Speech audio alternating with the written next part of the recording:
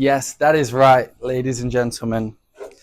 If you came from Instagram, you will know that mindfulness is an essential practice for world-class athletes. I spoke about LeBron James, Cristiano Ronaldo, and Novak Djokovic, the goats of their own sport in their own respective way. You could argue Novak, you could say Federer, you could argue Ronaldo, you could say Messi, you could argue LeBron and say Kobe, or I don't know basketball too well, but Jordan, for example. Now you know what this video will be about. It's going to be a lot more laid back. I've got this book here. This is what I've read throughout the duration of this journey. This is the fourth video in Indonesia. I'm just so excited to share my insights from traveling, just taking a step back, taking a step out of the world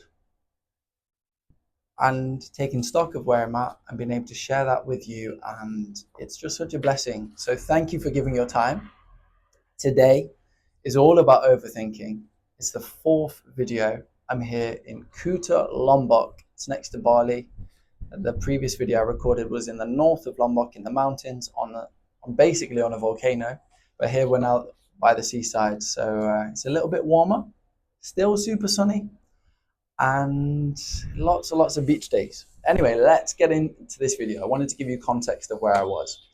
But you've come here to learn about overthinking, mindfulness, how it impacts me, where I am on my journey, and hopefully gain some practices that might help you with your life and also make you feel more human. Like social media is all about showing things off or acting not human, but there's a small minority of us on there that just want to share authentically where we're at, how things make us feel. Debunk the don't feel anything, work 14 hours a day, 7 times a week. That's what, 98 hours. Debunk these myths, make you feel more human and understand it's a marathon, not a sprint. All right, let's get into this video. First off, define mindfulness. Well, I had a bit of a look into this because I was working out how do I structure this video. And what I wanted to say was essentially the practice of being mindful. And the practice of being mindful is noticing what is happening within you. So noticing, paying attention to your thoughts, your feelings, noticing how your body feels, your thoughts and opinions towards different things without trying to change it. And that's crucial because quite often we can get a thought and, I don't know, try and be the tough guy, try and block it out and just try to put these thoughts away or deal with them. But mindfulness is just being present, like, okay, this is how I'm feeling. Cool. And then allowing those thoughts and feelings to shape your behaviors. The reason why I've got this book is because I'm traveling. I didn't have any paper. I couldn't be bothered to go to the reception and see if they had paper. So I thought, great, this is a great book. I fold lots of pages in my book anyway. So at the end of the day, I'm just going to make do. So that's why I keep holding this up because my notes for the video are on here. I made them on my phone, but my phone's recording the video, so I had to rewrite them down. Anyway, so for me, and I'm sure for you, if you're watching this, you're probably quite ambitious, quite driven, or at least you're trying to make some changes in your life, which is fantastic. Just checking we're still recording. Fantastic. It's so easy for us, for me, to see my goals, to see the life I want to live, to see the person I want to be, and look at the gap of where I am currently. And that gap can present overwhelm, that gap can present fear, that gap can eliminate confidence, and that gap can destroy ambition and destroy action. And I think as I'm speaking this out, the crux of this video is telling you not to pay attention to that gap. You can't control that gap of the future. There's that saying in Kung Fu Panda, yesterday is history, Tomorrow is a mystery, and today is a gift. And that's why we call it present. Get it? Because a present is a gift. But it's essentially saying, like, yesterday's history, yesterday's gone. Someone at the door? Okay. Sorry, we had the housekeeper just arrived. So we were talking about yesterday is gone. Yesterday is history. It is really important to learn from yesterday and learn from the past, but when you start to dwell on it for negative reasons and not allow it to inform your decisions in a better way or in a way which will give you more efficiency or allow you to get to an outcome quicker, then it's perhaps not the best thing to dwell on the past. But it is easier said than done.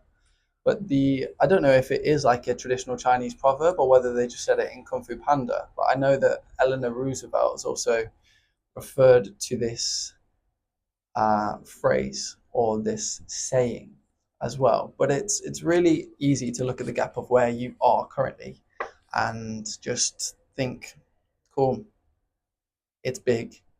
I don't know what to do. And just allow your brain to explode and overthink. And it's definitely something I've battled with and continue to battle with. I think I would like to say you, you might not be the most, how do I phrase this? I believe a lot of people that are entrepreneurs, what sets them apart is their thirst for growth, but not just like growth in terms of earning money, but self-development growth. And I think that's very different to a lot of people who are in a 9 to 5 role who can still succeed when they have not developed themselves in the same way. In this book, why the rich are getting richer, I've referred to it before in one or two of these videos. Incredible book. Read Rich Dad Poor Dad before this, though. It's the same author, Robert Kiyosaki. He speaks about there being a collection of small entrepreneurs who get stuck as small entrepreneurs and never grow to be like a professional investor or a big business owner. And part of that is because they've not upgraded their level of intelligence in terms of physical intelligence, spiritual intelligence, I believe it was emotional intelligence, and there was one other. It was basically saying that there's almost a glass ceiling. There's a ceiling you can get to, and you can't break through it unless you have grown and developed yourself. And I think that's what separates a lot of entrepreneurs from those in other pursuits of work. And I know that's a sweeping statement, and I know many of you that are watching this will be in perhaps not full agreement with that statement, and that's completely fine. But I'm saying, generally saying that most entrepreneurs that do very well have had to learn and grow themselves to then operate at a level which brings those results. Whereas that's not always the case in a working for someone else or being employed. Okay, so I really wanted to talk about the gap. I really wanted to talk about the fact that you can only impact the now. It's so easy to see that gap. It's so easy to look at the past and allow that to aid your decisions or dwell in it. And it's so easy to look at the future. But the whole point of mindfulness, not overthinking, is that you are taking stock of where you are at. I've said this in other videos as well. I really want to draw attention to this. Traveling for me and this experience for me has been amazing because it's allowed me to take stock of where I'm at in myself. It's enabled me to take stock of where the businesses are at. It's enabled me to take stock of where my goals are at and where I am in relation to my goals and just reflect. And that reflection has probably saved me several months of work, of wasted work, where I would have come to these conclusions, but I've come to them quicker as a result of traveling and getting out of the, I guess there's the word emotion, where you're like mixed in with the world, the routine of the day-to-day life. That's what I'm trying to say. So, how do I do it? How do I overcome these thoughts. Let me have a drink because I've been speaking a while. Ah, that's so good. Sorry if you could hear me swallow. This mic is quite receptive. Are we still recording? We are. So how do I do it? First off is a plan. What's the saying? I'm sure you're repeating it in your head right now. Fail to plan, plan to fail. If you don't have, let's give an analogy because I'm by the beach. Despite ship captains having tens and tens and tens of years experience, they know about the currents, they know about the wind, they know about the swell, they know what speed they should go, they know what route they should take, they know what areas to avoid, they know what different buoys or buoys on the ocean mean, they know how to avoid different things. They are experts at navigating the sea safely. But still, we have a lighthouse. Still, when they are near shore and things could be potentially dangerous, they could go onto land or hit rocks that they don't know about, there's a lighthouse that directs them. Despite all this experience, they still have a guiding compass or a guiding direction. They could probably navigate themselves, but they still use instruments. And if those instruments fail, they probably know how to use the stars to navigate. But what I'm saying is, despite all this experience, they still have several things which enable them to get to the destination safely, efficiently, and protect those that are on board that they're with. And that's a very broad way of saying that you need to have a plan that has a goal. Like you could have a plan for the day. These are the tasks I want to do. Great. That's better than not having any plan and just going about it. That's more efficient. But the level up is having that goal and having that goal that you are emotionally invested in, that makes you excited, that you're passionate about, that has an impact, that's rooted in your purpose.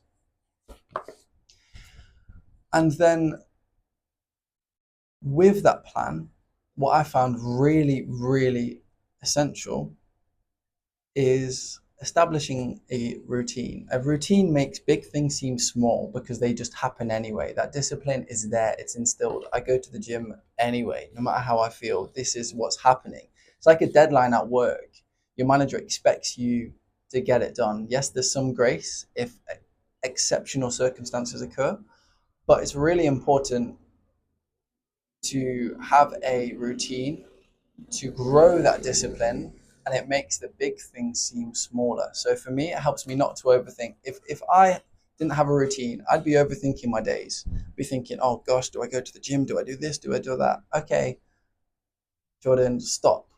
This is what's in your calendar. This is what you're doing, whether you like it or not. This is what's happening. This is optimized in order for you to get to that goal because you made a plan and you've instilled that plan into your routine. It's all about planning ahead and being organized. I want to also instill a practical tip is balance. And this is why I think what I say would differ from many other online entrepreneur influencers. Everyone talks about like working grind, like a lot of people say like young males. I saw a post by Hormozy the other day saying 7-day work weeks or 6 or 7-day work weeks should be implemented for males age 18 to 29, something like that, because whilst you're young, you need to learn to grind. There's truths in that, but it's all about balance, and everyone's balance works differently.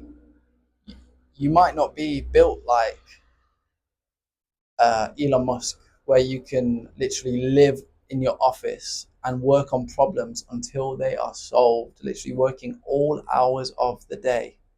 Most people aren't built like that. Most people need balance. Most people need the healthy diet, the sleep, the friendships, time to do stuff they love.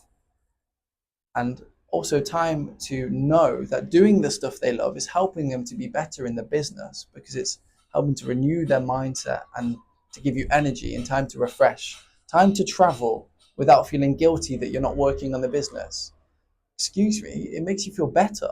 Traveling, I feel renewed. I've got an energy. I'm ready to grind. I'm working whilst I'm here just doing this video, but it's work that I enjoy. That's the balance for me, is I really enjoy sharing my thoughts and feelings with the world, and whether you enjoy hearing it or not, I'm going to keep on sharing what I think, because I believe my mission is to help other people to find their own version of freedom for themselves. And I believe it's important for me to be human, share where I'm at, and have a degree of vulnerability as well, and just be open. My DMs are open. Like, it's just facts. But balance is crucial.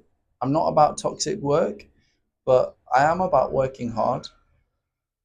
But over all of that, balance is crucial. Family is crucial. Time is priceless. Like, I'm here with M. M's my wife, if you're new to this channel. And we are just having the most incredible time here, being present. There's no words other than to explain that this past year of grinding and working has made it feel so worth it, because we're talking about the grand balance here. Yes, going away for 5-6 weeks is like, it's quite extreme, and we don't expect to do this so frequently, but it's making the most of the life and the time that we have, knowing that in a few years kids will be there, God willing, kids will be around. So it's a now or never thing that we wanted to do, and it's something that we work towards. We set a plan, we looked at our finances and ensured that this plan could take place, and now we're here. It's amazing. And the last thing of the practical tips is practicing that mindfulness uh, point.